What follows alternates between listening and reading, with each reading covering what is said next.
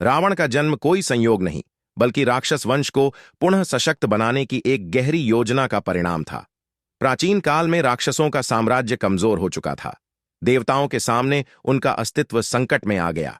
राक्षस राज सुमाली ने भविष्य में अपने वंश को फिर से शक्तिशाली बनाने की योजना बनाई और अपनी पुत्री कैकसी को आदेश दिया कि वह किसी तेजस्वी ब्राह्मण से विवाह करे, ताकि उनकी संतान में राक्षसी शक्ति और ब्राह्मणों की विद्या दोनों का संगम हो।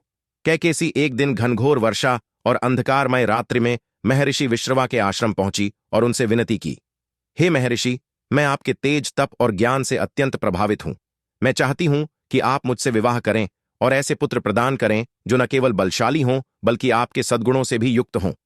विश्रवा ने मना करने का प्रयास किया और कहा कि यह समय संतान उत्पत्ति के लिए उचित नहीं है। इस समय उत्पन्न संतानें राक्षसी स्वभाव की होंगी। कैकसी ने उन्हें यह वचन दिया कि मैं अपने पुत्रों को ज्ञान, तप और धर्म का मार्ग दिखाऊंगी। मेरा उद्देश्य केवल संतान प्राप्ति नहीं, बल्कि राक्षस वंश की पुनः प्रतिष्ठा है।